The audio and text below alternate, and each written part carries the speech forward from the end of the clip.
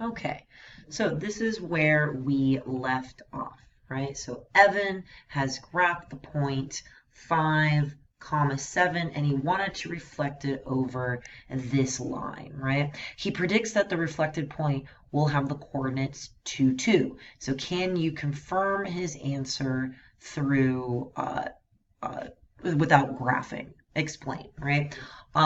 So what we want to focus on is what we talked about in the last video, that these are parallel lines to each other, but most importantly, this line and this line were perpendicular to each other.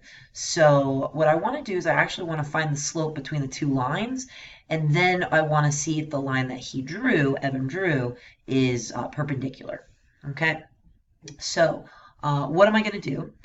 Is I'm going to use my slope formula. So y2 minus y1 all over x2 minus x1. So I'm going to call this x1, y1, and this will be x2, y2. So this would be a 2 minus 7 all over a 2 minus 5. So 2 minus 7 is what? Negative 5. And then 2 minus 5 is negative 3. Two negatives turn positive. So that means that the slope between these 2 points right here, this slope would be 5 over 3. So now, if these really were a perpendicular line, then our slope here should be the opposite reciprocal. But the slope of this line is negative 2/5. So notice that this one's positive, this one's negative, so it's got the opposite, but 5/3 is not the reciprocal to 2/5. So his point is not correct. So 2, 2 is not correct. So that's what they're asking in that problem. So again, those points should always be the same slope, or sorry, perpendicular slope to whatever line that we draw. Okay, so now we've gotten some reflections. Let's talk about translations. Okay, so again, go ahead and pause the video while you look at in this translation. Describe your translation. So your slide. So remember that this is your slide. So that is how many units to the right do you move and how many units down did the translation move so that this image will land perfectly here. All right, so go ahead and pause the video now and try to do this. Okay, so if you pause the video and are coming back, so if I want to get to this point, I need to go down 1, 2, 3 units. So I'm going to say down 3. I can say units if I want to. And then how am I going to get to this point? I'm going to go over 1, 2, 3, 4, 5, 6, 7. So that means, so down 3, negative 3, and then I have 7. So I'm going to say this time I'm going to the right 7 units. And I can double check to make sure. So this is perfectly fine. This is our description. So let's make sure our description will actually get us to the next one. So if I go down 1, 2, 3, 1, 2, 3, 4, 5, 6, 7. Notice that I hit my B prime. And I can also test it out for my C to C prime. So I'm going to go down 1, 2, 3, 1, 2, 3, 4, 5, 6, 7. So no matter what, I end up hitting the same point. So again, my translation, my slide, include the direction you're going and how many units you want to go. So what I want you to do is I want you to pause the video, I want you to read B and C, and I want you to answer the questions. When you've done answering the questions, come back to the video to see kind of how you did. Okay, so if we're coming back to the video, the translation in part A, that might have been a little confusing. You're doing this same translation, going down 3 and over to the 7. So I know it had said A. This was technically A. So let's see what happened. So I'm going to go over 4 and then up 2 and here is E. And then I'm going to go over 1 and up 7. So here's F. And then G is over 2 and not up any of them. So again, here are connect my points together. And this was G. So I'm going to translate it. So what did I say? Down 3 and to the right 7. I might get off the paper on one of my points, so we'll just have to find out. Okay, so let's do the F first. So I'm going to go down 3, 1, 2, 3, and then I'm going to go over 7, 1, 2, 3, 4, 5, 6, 7. So this is a new point, F prime, and I'll write it over here that F prime is 8, comma 4, and I'll write G prime and then E prime. So we're ready to go. Okay, so G prime is I'm going to go down 3, 1, 2, 3, and then again over 7. So 1, 2, 3, 4, 5, 6, 7. So here's my G prime, and that looks like it's 9, negative 3. And then E, I'm going to go down 3, 1, 2, 3. I'm going to go over 7, 1, 2, 3, 4, 5, 6. So I went off the paper just a little bit. So there should be an 11 right here. So what did I say? Down 3, so it'll be right here. So that would be your E prime. It's off the paper. Hopefully your grid is not off the paper. So that should be, it looks like 11, negative 1. Right? So what are the coordinates for that? So check mark, we talked about that. For the translated triangle in part B, again, draw a line segments connecting each vertice to the translated image. So what should we notice is that from here to here, and then from here to here, and then from here to here, okay, it should be, what you should realize is two things. That your line segments from F to F prime or G to G prime or E to E prime are two things. They are congruent, meaning they are the same length. So again, we'll talk about that. And they're parallel, right? They're parallel. They have to be the same distance because you're traveling, you're creating triangles to kind of help you along the way. So notice that I'm going to go, again, down 3 and then over 7. So if I remember my Pythagorean theorem, a squared plus b squared is equal to c squared. So of right triangles, and again, this is 90 degree because these are a vertical line and a horizontal line. So again, here's your A, here's your B, here's your C.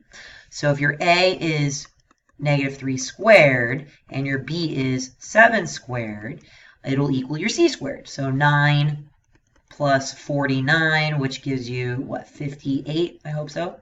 So that means the distance, these distances right here, should be the square root of 58, right? So if this goes down 3 and over 7, again, 3, 7, square root of 58, same length.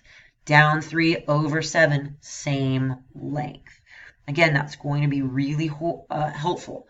Notice that these pictures are not being extorted. They're not changing, except for maybe this one's a little bit off. The lengths of these line segments have not changed. The angle measurement should not have changed. And the size should not have changed. So again, everything kind of remains the same. Okay? Again, they're rigid transformations. All right, so let's go ahead and do these last problems. So go ahead, pause the video, and when you're done, come back and we will answer all of these questions. Okay, so if we're back, let's go ahead and answer part A. So I'm basically going to probably do these 3 questions first, and then I'll get to these questions on a different slide. So 3-3 is A, 1-1 is B, 6-1 is C. Fantastic. So bam, so A, B, and C. Notice what this says. So notice that it says your x is going to turn to a negative x. Your y is going to turn to a negative y. So what this basically means is that for my a, if this is 3, 3, how this is going to change is that it's going to become opposite. So this is going to become a negative 3 and a negative 3. That's all that that means, right? So again, I'm going to draw this. So negative 3 and negative 3 would be down here. So a prime, and then let's go to b, so 1, 1, which means that b prime, what's opposite? Negative and a negative. So negative and a negative. Again, I'll draw it over here. So 1, 1, that should be our b prime. And then finally, our c prime is 6, 1, or sorry, 6, 1 is our c prime would be negative 6, negative 1. So negative 6, negative 1. So again, that's c prime. So I'm going to connect all of these together. Okay, so find the coordinates. So again, notice that they give you the example 8, negative 3. So notice that the 8 became negative. Notice that 3 became positive.